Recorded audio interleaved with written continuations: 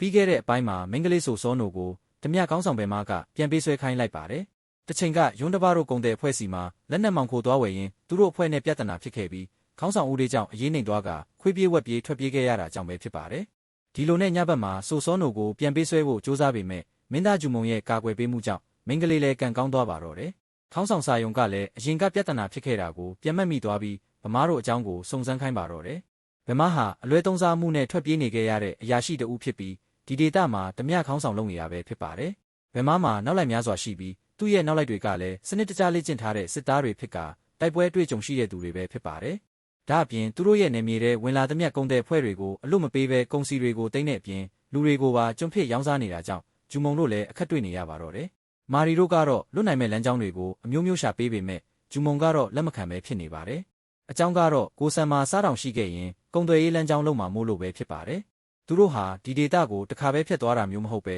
အခောက်ခါဖျက်သွားရမှာဖြစ်တဲ့အတွက်အချိန်တိုင်းအန်တရရှိနေနိုင်တာကြောင့်ပဲဖြစ်ပါတယ်။တစ်ဖက်မှာလည်းဗမားဟာဆိုစောနိုကိုအသေးရအရှင်ရဖမ်းခိုင်းလိုက်ပြီးသူတို့အဖွဲ့ပြန်ထွက်မဲ့လမ်းကြောင်းတွေကိုပါပိတ်ထားခိုင်းလိုက်ပါတော့တယ်။ခေါင်းဆောင်စာယုံနဲ့ခေါင်းဆောင်ကယ်ဖီတို့ကတော့ဆက်မသွားရတော့ပဲဘူယောကိုပြန်လှည့်ဖို့သာဖြောင်းဖြနေခဲ့ပြီးဆိုစောနိုကတော့အင်တင်လုပ်နေခဲ့ပါတယ်။နောက်ဆုံးမှာတော့ငိုယိုပြီးတောင်းပန်နေတဲ့ကယ်ဖီကိုတနာသွားပြီးဂျူမုံကိုယုံကြည်နေပေမဲ့လည်းအခုချိန်မှာတော့ဘူယောကိုသာပြန်လှည့်ဖို့အမိန့်ပေးလိုက်ပါတော့တယ်။အဲ့ချိန်မှာဂျူမုံကသူ့ကိုချိန်2ရက်လောက်ပေးဖို့နဲ့သူဒီကိစ္စကိုဖြေရှင်းပေးပါမယ်ဆိုပြီးပြောလိုက်ပါတယ်။ဆိုစောနိုကလည်းဂျူမုံပြောသလိုလက်ခံပြီးသူတောင်းတဲ့အချိန်2ရက်ကိုပေးလိုက်ကဂျူမုံဘယ်လိုမျိုးလမ်းကြောင်းရှာမလဲတွေးနေပါတော့တယ်။တကယ်တော့ဂျူမုံကထိုဓမြအဖွဲ့ကိုရှောင်ပတ်သွားမှာမဟုတ်ပဲထိတ်တိုက်ရင်ဆိုင်ဖို့ဆုံးဖြတ်လိုက်တာပဲဖြစ်ပါတယ်။ဓမြခေါင်းဆောင်ကိုရှင်းပစ်ဖို့တွေးနေပြီးသူတို့စခန်းကိုလည်းဖောက်ဝင်လို့မလွယ်တာကြောင့်ဓမြတွေလက်ထဲတမင်ဖမ်းခံလိုက်ပါတော့တယ်။ဓမြတွေကတော့ဂျူမုံတို့4ယောက်ကိုကျွန်းတွေအဖေရောင်းဝယ်ဖို့အတွက်အချုပ်ခန်းထဲထည့်ထားလိုက်ပါတော့တယ်။အဲ့ချိန်မှာကျွန်းတွေကိုလာဝယ်တဲ့ဒိုချီရဲ့တပည့်ဟာအချုပ်ခန်းထဲကဂျူမုံတို့ကိုတွေ့သွားပါတော့တယ်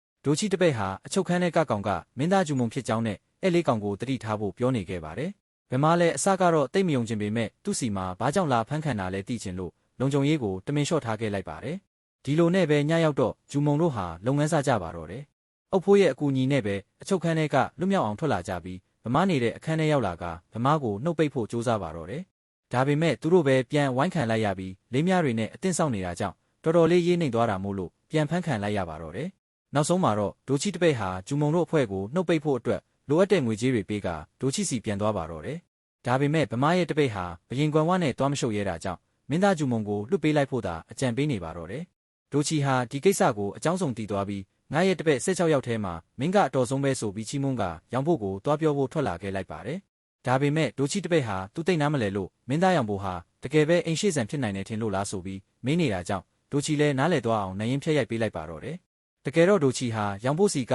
အခွင့်အရေးတွေလိုချင်လို့ရောင်ဖို့ကိုကပ်ဖားနေတဲ့သူပဲဖြစ်ပါတယ်။ရောင်ဖို့လည်းဒီအကြောင်းကိုသိသွားပြီးဒဲဆိုတို့ကိုတွားပြောပြလိုက်ကဂျူမုံသေးသွားပြီဆိုပြီးတယောက်တည်းအတီးပြုတ်နေပါတော့တယ်။ဒဲဆိုကတော့တခုခုကိုစဉ်းစားနေခဲ့ပြီးမင်းပြောသလိုဆိုရင်မင်္ဂလေးဆိုစောနိုလည်းအန်တရရှိနေပြီမဟုတ်လားဆိုပြီးမေးလိုက်တော့ရောင်ဖို့ကအင်တင်လုပ်နေတာကြောင့်ဒီတခါလဲချီးတွေလာပြောနေပြန်ပြီလို့ပြောဆိုပြီးထွက်လာခဲ့ပါတော့တယ်။ဒါပေမဲ့ရောင်ဖို့ပုံစံကြည့်ပြီးဒီတခါတော့ဒီယူပြောတာဟုတ်လောက်တယ်လို့ထင်သွားပြီးယွန်းတပစီသွားကကင်းထောက်တယောက်လောက်လို့ဖို့တောင်းဆိုလိုက်ပါတယ်။ယွန်းတပကလည်းဒါဟာသူတို့ဖွဲ့ကိုမနာလိုသူတွေရဲ့ကောလဟာလတစ်ခုသာဖြစ်နိုင်ပြီးဒီလိုသတင်းမျိုးကမကြာခဏကြားရလေးရှိတာကြောင့်ဒဲဆိုကိုစိတ်မပူဖို့ရှင်းပြနေပါတယ်။ဒိုချီတို့ပြောနေတာကိုခိုးနားထောင်နေတဲ့ဘူယောင်းကကြားသွားပြီးမိဖုရားယုံဟွာကိုတွားပြောပြလိုက်ပါတော့တယ်။မိဖုရားလည်းအတော်လေးစိတ်ပူသွားပြီးယွန်းတပစီကိုသာထွက်လာခဲ့ပါတော့တယ်။အခုဆိုရင်မင်းသားတဲ့ဆိုတာမကမိဖုရားယုံဟွာကပါစိုးရင်တကြီးလာတွေ့နေတာကြောင့်ယွန်းတပလည်းအာချောင်ရီလို့မရတော့ပဲစိတ်ပူသွားပြီးခေါင်းဆောင်ဦးသေးကိုခက်မြင်မြန်ပဲကင်းထောက်လွတ်လိုက်ရပါတော့တယ်။တစ်ဖက်မှာတော့မင်္ဂလေးဆိုစောနိုဟာဂျူမုံတောင်းတဲ့အချိန်2ရက်ကပြည့်ပြီဖြစ်တာကြောင့်ကုန်တဲ့အဖွဲ့ကိုပြန်လှည့်ဖို့စီစဉ်နေတဲ့အချိန်မှာဂျူမုံတို့ပြောင်းနေတာကိုသိသွားပါတော့တယ်။မင်္ဂလေးဆိုစောနိုလည်းအကြောင်းစုံကိုသိသွားပြီးယူမိုက်တဲ့ဆုံးဖြတ်ချက်တစ်ခုကိုချလိုက်ပါတော့တယ်။နောက်တစ်ပိုင်းကိုနောက်နေ့မှတင်ပေးမှာဖြစ်လို့ဂျူမုံရုပ်ရှင်လေးကိုသဘောကျရင် AI Weekend YouTube Channel ကို like နဲ့ subscribe လုပ်ပေးခဲ့ပါနော်။ဗီဒီယိုအသစ်တင်တိုင်းသိရအောင်ဘေးကခေါင်းလောင်းလေးကိုပါနှိပ်ပေးခဲ့ပါနော်။အဆုံးထိကြည့်ပေးလို့ကျေးဇူးတင်ပါတယ်။